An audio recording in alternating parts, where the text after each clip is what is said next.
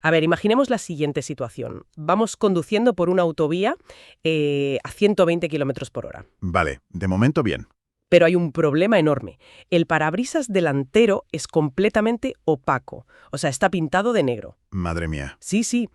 La única forma que tenemos de mantener el coche en la carretera y no estrellarnos es ir mirando fijamente por el espejo retrovisor. Qué locura absoluta. Totalmente. Nadie en su sano juicio conduciría así. Pues, sorprendentemente, esta es exactamente la forma en la que se dirigen la inmensa mayoría de las empresas hoy en día. Ajá. Y ese es el problema central que vamos a destripar en nuestra inmersión a fondo de hoy. Existe una tendencia casi patológica en el mundo corporativo a medir el éxito mirando un solo número, o sea, la cuenta de resultados al final del ejercicio financiero. Y es una trampa muy seductora, ¿eh? Claro. Porque ese número final, ya sea el beneficio o la pérdida, pues es tangible, es concreto. Y sobre todo, calma a los accionistas. Eso desde luego. Sin embargo, basar toda la estrategia directiva de una organización únicamente en la contabilidad financiera es un error monumental. Ujú. Como bien ilustra tu metáfora del coche, los resultados financieros revelan lo que ya ocurrió. Son pura autopsia, digamos. Ya, te dicen el pasado. Exacto. Te dicen qué pasó el año pasado o el trimestre pasado, pero son completamente incapaces de decirnos por qué ocurrió y mucho menos qué va a pasar mañana. Por eso el documento que analizamos hoy, que es un texto fundamental sobre gestión, es tan relevante para quienes nos escuchan. Sí, nos hace viajar a un momento de inflexión total. El año 1992. Eso es. Cuando David Norton y Robert Kaplan publicaron un artículo en la Harvard Business Review que, sacudió los cimientos del management por completo, presentaron el Balanced Scorecard, o como lo conocemos aquí, el cuadro de mando integral. Vale, vamos a desgranar esto, porque la premisa de Norton y Kaplan parece simple ahora, pero en su momento fue revolucionaria. Rompedora, ¿sí? Básicamente, se dieron cuenta de que, para entender las causas reales de esos resultados económicos, pues no podíamos limitarnos a contar los billetes en la caja. No, ni mucho menos. Había que introducir parámetros no financieros en el día a día. Siguiendo un poco con la metáfora del texto, si las finanzas son el espejo retrovisor, El cuadro de mando integral sería el salpicadero. exacto, el salpicadero del vehículo. Es ese panel de instrumentos detrás del volante que nos avisa en tiempo real de, la temperatura del motor, el nivel de combustible, las revoluciones. Lo que el autor del documento denomina los factores críticos de éxito. Eso es. Y si bajamos esto al terreno personal, para entenderlo un poco mejor, fíjate que me recuerda muchísimo a cómo abordamos la salud a veces. A ver, cuenta. Pensemos en alguien que quiere ponerse en forma. Si su única métrica de éxito es subirse a la báscula el día 1 de cada mes, está actuando exactamente igual que ese director general que solo mira la cuenta de resultados. Claro, porque el peso es el resultado. Es la consecuencia, la métrica financiera, por así decirlo. Si la báscula marca 3 kilos más, esa persona no tiene ni idea de si es por retención de líquidos, por haber ganado músculo o porque ha comido fatal. O sea, le falta contexto. Le falta todo el contexto.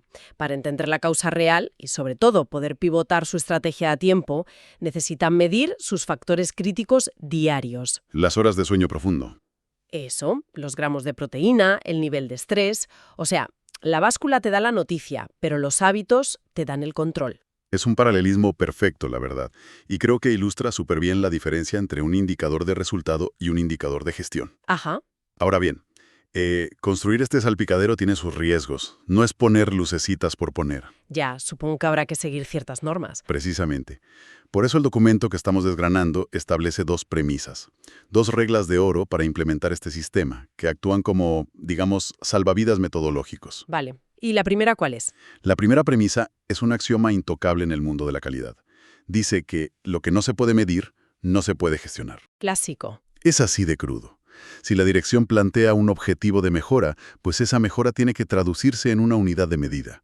Necesitamos una base empírica y abandonar un poco el terreno de las corazonadas. Vale. A ver, compro esa primera regla. Está claro que no podemos gestionar el aire. Exacto. Pero claro, en el momento en el que decimos hay que medirlo todo para gestionarlo, abrimos la caja de Pandora. ¿Te refieres a la burocracia, no? Totalmente.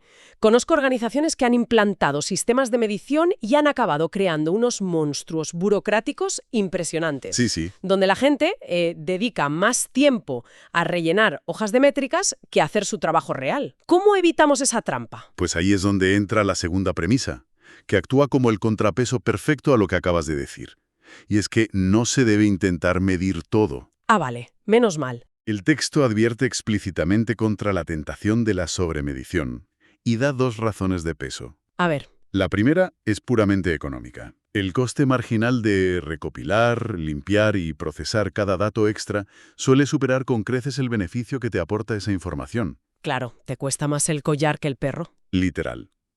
Y la segunda razón es estratégica. Medirlo todo genera un ruido estadístico ensordecedor. Ujú. Si a un directivo le presentas un informe con 300 indicadores, lo paralizas.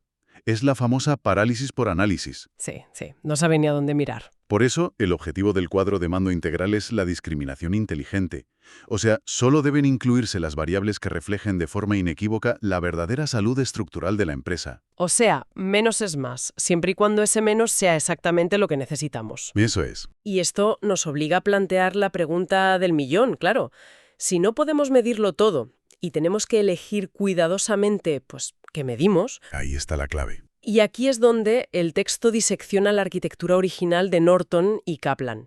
Dividen la compleja realidad de una empresa en 4 grandes áreas o perspectivas. Las 4 esferas de nuestro salpicadero. Exactamente. Y la primera de ellas, paradójicamente, sigue siendo la perspectiva financiera. O sea, nadie dice que haya que ignorar el dinero, simplemente deja de ser el monarca absoluto. Efectivamente. Es que no hay que empezar la casa por el tejado. Las finanzas siguen siendo el cimiento que garantiza que el negocio sea viable a corto y medio plazo. Claro. Pero lo interesante aquí es cómo se enfoca. No se trata solo del beneficio neto al final del año. El documento menciona que en esta esfera se vigilan ratios clásicos como la rentabilidad económica y financiera, Ujú. el nivel de endeudamiento o la liquidez. Pero ojo, lo importante es entender el porqué de estos números en el contexto del cuadro de mando. A ver, explícame eso. Pues mira, un ratio de liquidez, por ejemplo, no es solo un frío apunte contable, es el indicador del combustible. Nos dice si tenemos el efectivo necesario la semana que viene para, digamos, poder financiar esa campaña de captación de clientes que hemos diseñado en otra de las perspectivas. Vale, ya veo. Todo está conectado. Todo está conectado. Exacto. O sea, la liquidez es lo que nos permite salir a jugar el partido. Eso es. Pero claro, ese dinero no entra solo por arte de magia. Entra porque alguien ahí fuera decide abrir su cartera y comprarnos. Así es. Lo que nos lleva, por pura lógica, a la segunda esfera del modelo, que es la perspectiva del cliente. El texto señala esto como un puntal crítico. Sin clientes no hay negocio, está claro.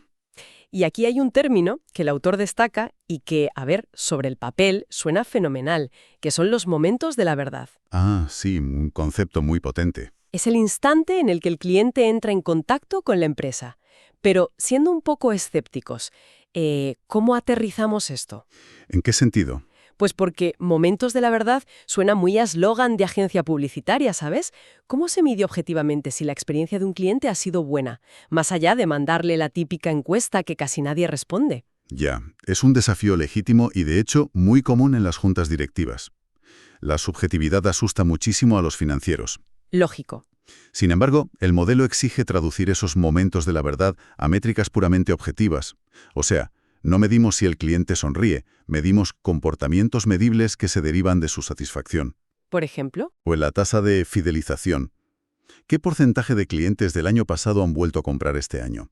Medimos la cuota de mercado real, el coste exacto de adquisición de un nuevo cliente frente al coste de retener a uno actual.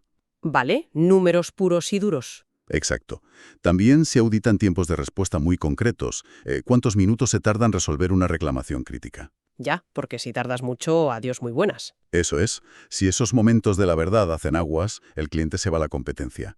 Y esa fuga, que es objetiva y cuantificable, es la señal de alarma temprana que te avisa de que el ratio financiero de ingresos va a caer en picado dentro de 2 trimestres. Vale, visto así, la conexión es innegable. Si queremos que el cliente repita, no podemos depender de la buena suerte. Tenemos que asegurarnos de que la maquinaria que produce ese servicio funciona como un reloj suizo. Así es. Lo cual nos empuja directamente hacia la tercera perspectiva. Los procesos internos. Y aquí es donde, según el autor, los responsables de calidad suelen sentirse más cómodos. Sí, su terreno natural. Porque trata de cómo nuestra estructura organizativa aporta valor real.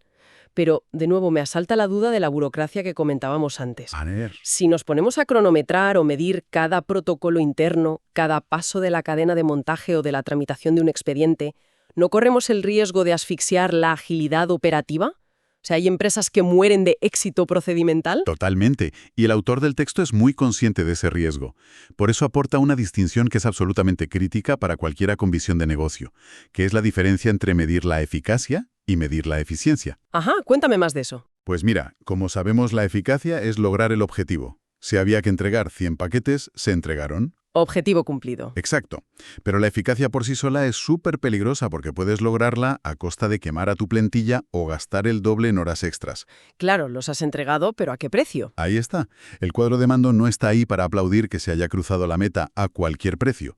Su labor es auditar la eficiencia operativa. Es decir, optimizar. Eso es, conseguir ese mismo objetivo pero optimizando los recursos. Cuando mides procesos internos desde la óptica del cuadro de mando integral, no estás haciendo un ejercicio de papeleo burocrático, estás buscando apalancamiento operativo. Vale. Estás alineando cómo se hacen las cosas con la estrategia global de rentabilidad y calidad de la empresa. Entendido. O sea que el foco es la optimización constante, no vigilar por el mero placer de controlar. Exactamente.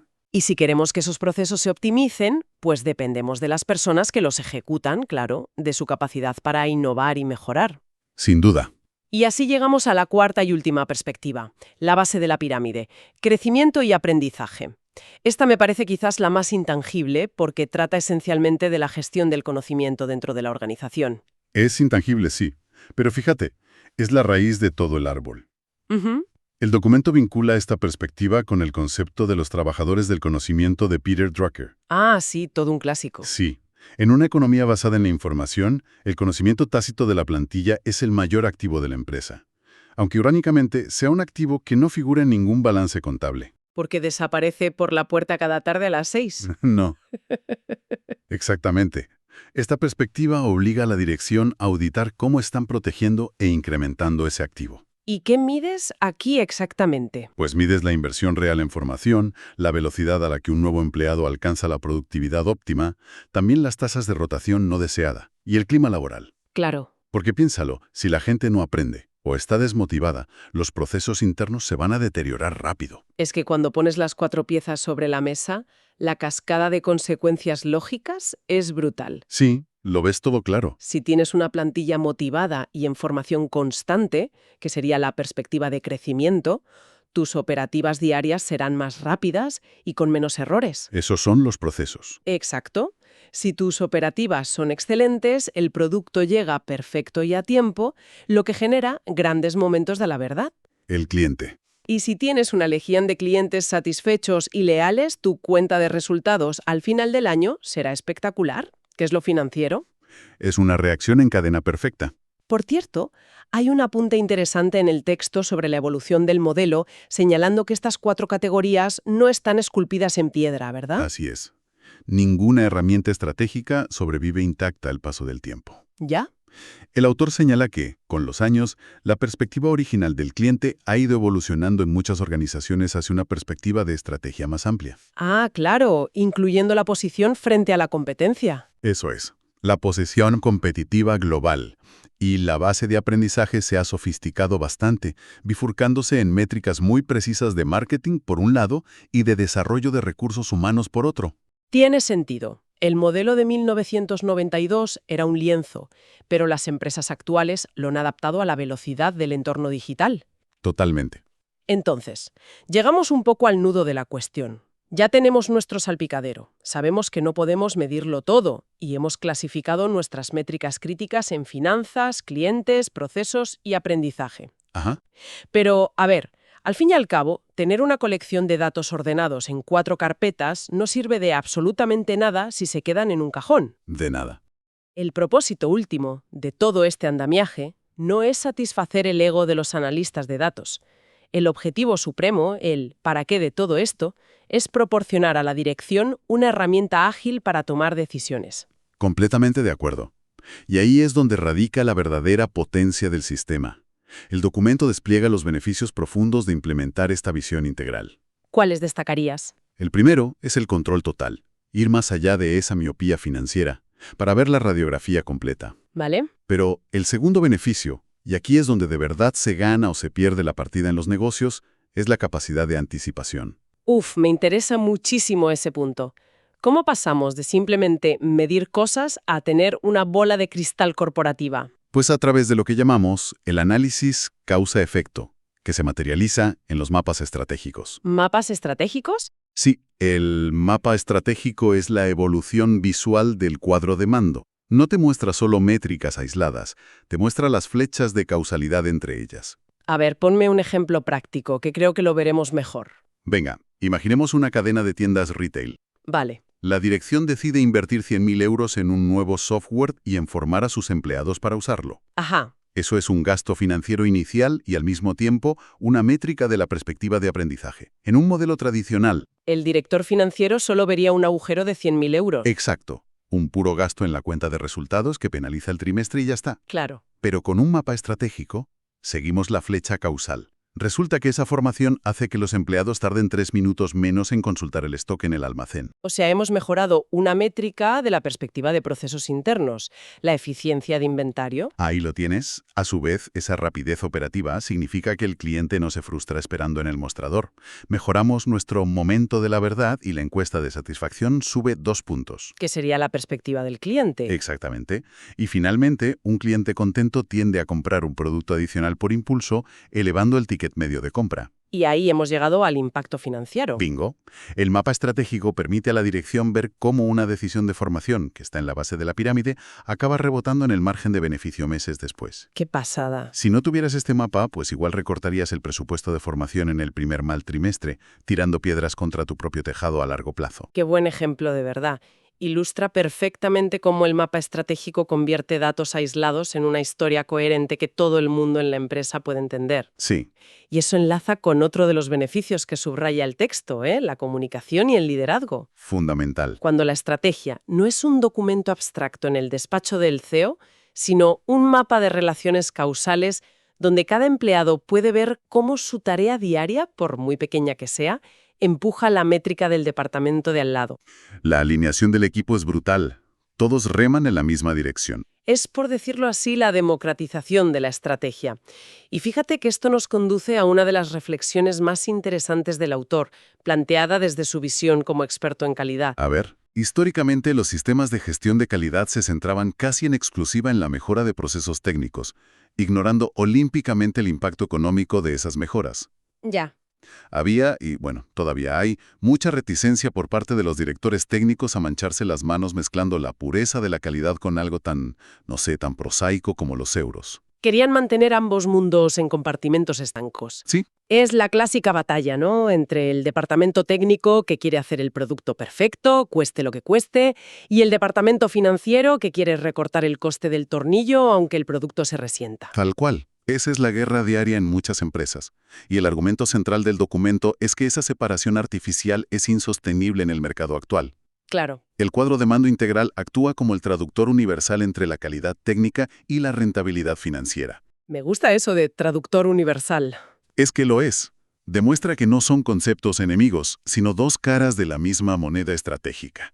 Cuando un sistema de gestión integra por fin los indicadores de calidad operativa con los valores económicos en un único cuadro de mando, BUF se transforma en la herramienta directiva más formidable que puede tener una organización. Ha sido un análisis fascinante. O sea, vamos a recapitular brevemente el terreno conquistado hoy para quienes nos escuchan. Venga. Empezamos advirtiendo del peligro extremo de conducir una empresa a ciegas, guiándonos solo por el retrovisor de la rentabilidad pasada. Ajá. Luego hemos visto cómo construir ese salpicadero vital, asumiendo que necesitamos datos concretos, pero, ojo, huyendo de la trampa mortal de la burocracia y el exceso de información irrelevante. Súper importante eso. Después, hemos diseccionado el modelo de Norton y Kaplan a través de sus 4 engranajes interconectados, o sea, finanzas, clientes, procesos y aprendizaje. Sí. Y finalmente, hemos descubierto cómo los mapas estratégicos unen esos engranajes para darnos el poder supremo en los negocios, que es la capacidad de anticiparnos al futuro y tomar decisiones informadas, rompiendo por fin los muros entre los departamentos de calidad y finanzas. Un resumen perfecto de los puntos clave, de verdad. Gracias. Y bueno, llegados a este punto, es fundamental hacer honor al artífice de los conceptos que nos han servido de guía. Desde luego. Todo el análisis exhaustivo que hemos realizado hoy se fundamenta en el artículo El cuadro de mando integral, que es obra de Daniel Blanco. Un texto imprescindible. Sí, y para quienes nos escuchan y gestionan equipos, o simplemente tienen inquietud por el management del más alto nivel, cabe destacar que Daniel Blanco es un reputado consultor de calidad, estrategia y liderazgo. Ujú. Recomiendo encarecidamente explorar más sobre su metodología y sus valiosos aportes visitando su blog, que es una auténtica mina de oro de conocimiento. ¿Nos recuerdas la dirección? Claro, es dbcalidad.blogspot.com. Tomamos buena nota de ese recurso. Lectura obligatoria, sin duda. Totalmente. Y para poner el broche de oro, me gustaría rescatar la cita literal con la que el propio Daniel Blanco decide cerrar su artículo. Son palabras de los padres fundadores del modelo, Robert S. Kaplan y David Norton. A ver. Es una máxima que, en su extrema brevedad, encierra toda la filosofía de la que hemos estado hablando hoy. Sí, la frase es contundente. Lo que mides es lo que consigues. ¡Wow! ¡Qué cierto! Y encierra la verdad, pero también una serie de advertencias sobre los incentivos perversos. Ojo. ¿A qué te refieres? Pues que si en tu empresa solo mides la velocidad de atención al cliente, conseguirás que tus operadores cuelguen el teléfono rápido, dejando a la gente súper frustrada. Claro, cumples la métrica, pero destrozas el servicio. Exacto. Pero si diseñas un ecosistema equilibrado midiendo a la vez eficiencia, aprendizaje, calidad y finanzas, ahí conseguirás una organización resiliente y diseñada para dominar a largo plazo. ¡Qué gran matiz! Y tirando un poco de ese hilo, me gustaría dejar en el aire una reflexión final para quienes nos acompañan hoy. Adelante. Hemos pasado todo este tiempo analizando cómo las corporaciones fracasan si solo se miden por su cuenta de resultados. Pero, a ver, ¿acaso no hacemos nosotros lo mismo con nuestras propias vidas? Uy, espera, ¿en qué sentido? Pensemos en nuestra trayectoria profesional o vital. Si intentáramos aplicar un cuadro de mando integral a nosotros mismos, ¿no estamos cayendo a menudo en el mismo error, midiendo nuestro éxito únicamente por la perspectiva financiera a final de mes, al ver la nómina? Fíjate, pues es muy probable que sí. Si lo que mides es lo que consigues, ¿qué pasaría si empezáramos a auditar de forma rigurosa nuestros propios procesos internos, cuidando nuestra eficiencia mental y física? Sería un cambio brutal. ¿Y qué pasaría si nos exigiéramos rendir cuentas sobre nuestra perspectiva de aprendizaje, midiendo cuántas horas reales invertimos en adquirir nuevas habilidades en lugar de simplemente, no sé, consumir contenido por consumir? Te deja pensando, desde luego. Tal vez sea el momento de dejar de mirar el retrovisor y que cada uno diseñe, con valentía, el cuadro de mandos de su propia vida.